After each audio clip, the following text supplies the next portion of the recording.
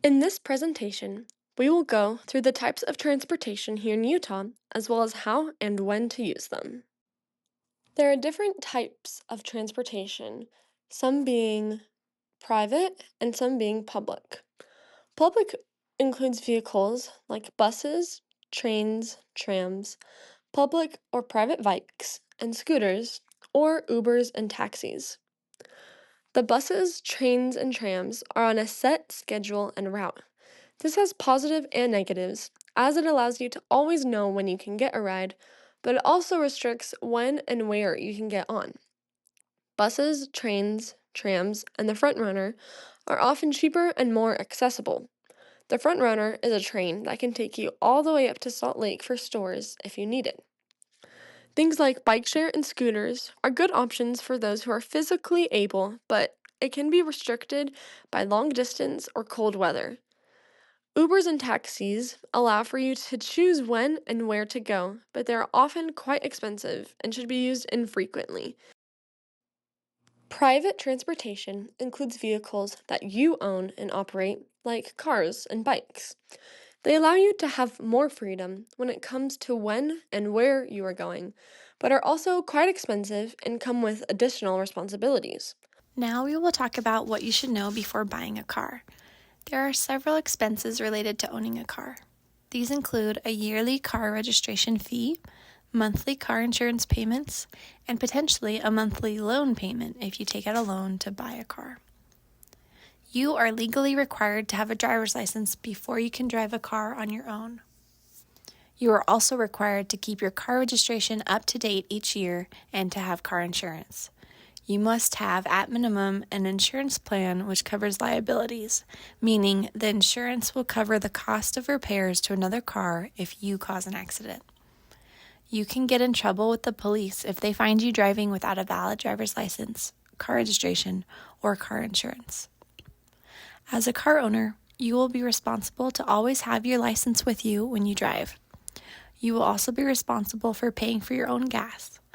Any maintenance or repair costs are your responsibility. It is wise to have savings set aside just for car repairs because they can be very expensive. As a driver, you must also understand and follow all rules of the road. For example, you must make sure all kids under the age of 6 have appropriate car seats while in the car.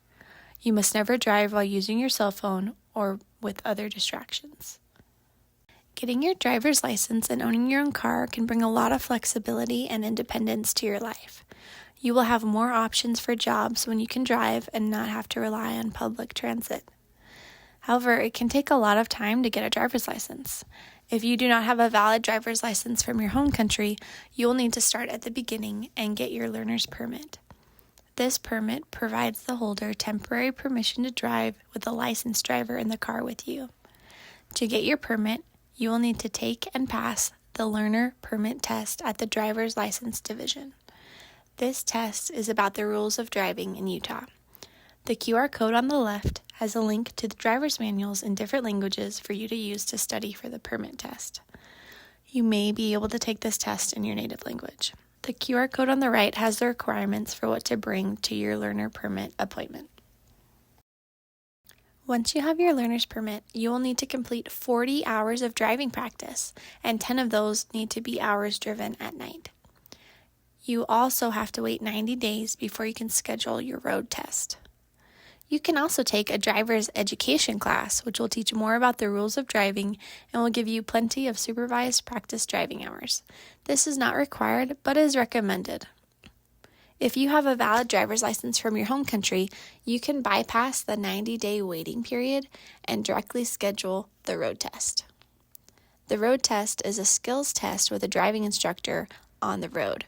They will test you on various skills such as lane changes and turns, parallel parking, adherence to street signs and stop signs, and general safe driving practices. The QR code on the screen shows videos of the different skills you will need to demonstrate during the road test. You can take the road test through your driver's ed class, through a private driving school, or through the driver's license division. If you take the test through the driver's license division, you will need to provide your own vehicle for the road test. Now we will go over how to access public transportation such as buses. To use the bus, you can either pay with cash and coins or use a bus pass. Usually, a bus ride costs $2.50. You may receive a free bus pass when you first arrive to Utah, which you can use until it expires, usually after 1 month. There are also shorter-term bus passes, which are good for 1 day or up to 5 days. Check with your case manager to know how long your bus pass is good for. You will need to get your own bus pass once you can pay for one. There is a reloadable bus pass option called the UTA Fare Pay card. This card has a reduced fare pay option for children and those who are low income. The reduced fare lowers bus ride costs to $2 a day or $8 per week max.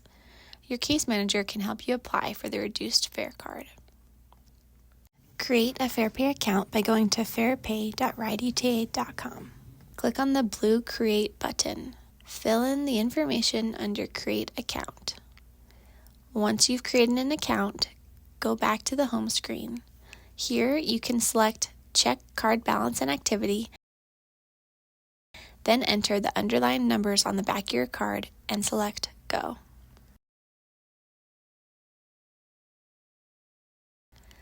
To add money to your card, select the Reload Card option.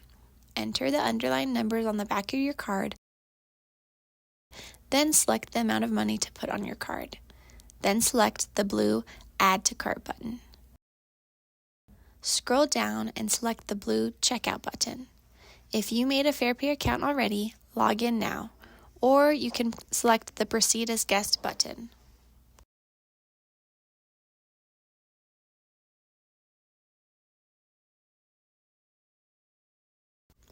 Enter your payment information, name on your debit card, the card number, expiration date, and security code, and your billing information, name, email, address, phone number.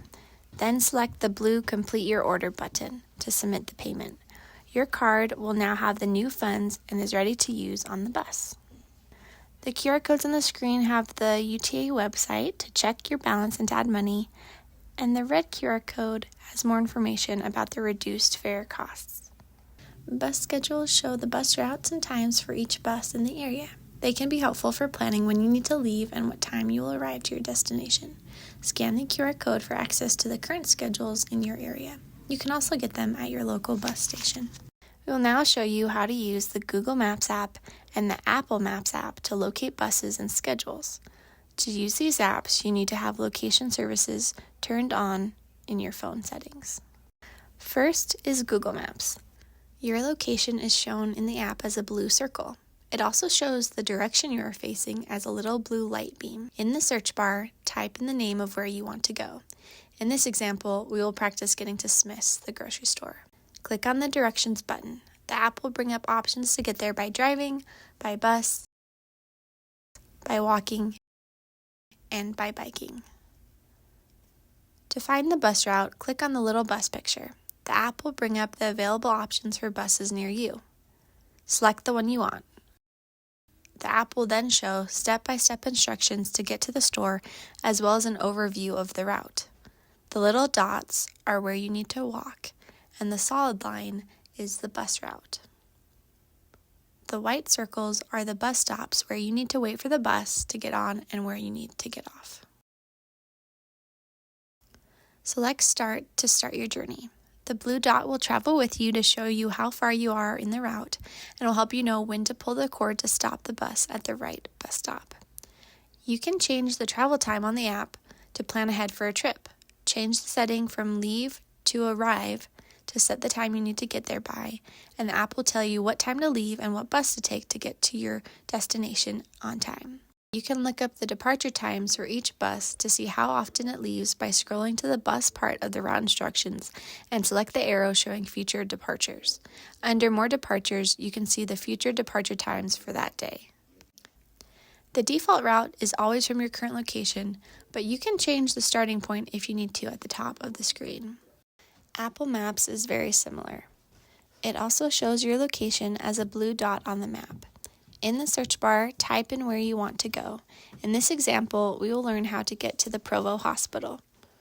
Select the blue car button to see possible routes. You can choose between routes for driving, walking, bus, biking, or for rideshare. Select the bus picture, then select the green Go button. The app will show the route with dotted lines for where you need to walk to get to the bus stop and a solid blue line for where the bus route goes. The white circles are the bus stops. The dotted line shows where to walk to get to the first bus stop where you will wait for the bus. The solid blue circle at the end of the route shows which bus stop you need to get off at. You can also change the time you want to take the bus by selecting the Now button and changing the time you want to leave or arrive by, then select Apply. It will bring up a route with the time you need to leave to be there on time. Lastly, you can look up the departure times for each bus to see how often it leaves by selecting the bus number and selecting More. Under Upcoming Departures, you can see how often it leaves and the future departure times for that day. The bus stop is a small sign with the bus route numbers on it. Sometimes there will be a bench by the bus stop, but often it is just the sign. Sometimes there are multiple buses which use the same stop, so be sure to check the bus number on the front of the bus to be sure you're getting on the right one. To use your bus pass, enter the bus with your bus pass in hand. Tap the bus pass on the card reader when you enter the bus. A picture of the card reader is shown on the screen. When it is time to exit the bus at your bus stop, tap the bus pass again when you leave. This will make sure you are not overcharged for your ride. Always keep track of the balance on your bus pass so you don't have any problems with fare when using the bus. The bus card reader will show a green light if there is enough money on your card, and will show a red light if there is not enough money on the card. How to exit the bus. The bus has yellow pull cords you can use to signal the driver you want to stop. Pull the cord when you are close to your bus stop. Remember to tap off on the card reader if you used a bus pass. Thank your bus driver and exit the bus quickly and safely. Please direct any questions about transportation to your case manager or mentor.